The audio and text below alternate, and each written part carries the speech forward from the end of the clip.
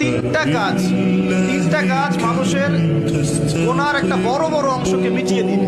এক নম্বর কাজ হচ্ছে সংকটকালীন অবস্থায় দান, মানে আপনার দান করার এখন সামর্থ্য খুব কম, টাকা পয়সার টানা হেঁচড়া আছে, এখন আপনি দান করছেন, এই দানের বিনিময়ে আল্লাহ পাক গুনাহ আপনার মাফ করে দেন।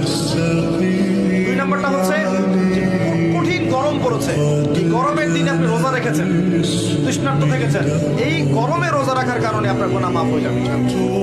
একটা কাজ হচ্ছে প্রচন্ড শীতকাল, এই যে এখন শীতকাল পড়ছে, এই শীতকালে আপনি ঠান্ডা পানিতে উজু করছেন কষ্ট করে, এই উজুর বদৌলতে আপনার গুনাহগুলো মাফ হয়ে যাবে।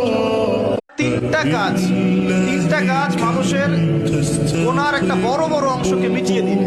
এক নম্বর কাজ হচ্ছে সংকটকালীন অবস্থায় দান, মানে আপনার দান করার এখন সামর্থ্য খুব কম, টাকা পয়সার টানা হেঁচড়া আছে, এখন আপনি দান করছেন, এই দানের বিনিময়ে আল্লাহ পাক গুনাহ আপনার মাফ করে দেন।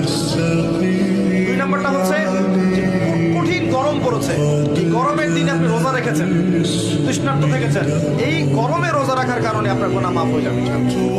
একটা কাজ হচ্ছে প্রচন্ড শীতকাল, এই যে এখন শীতকাল পড়ছে, এই শীতকালে আপনি ঠান্ডা পানিতে উজু করছেন কষ্ট করে, এই উজুর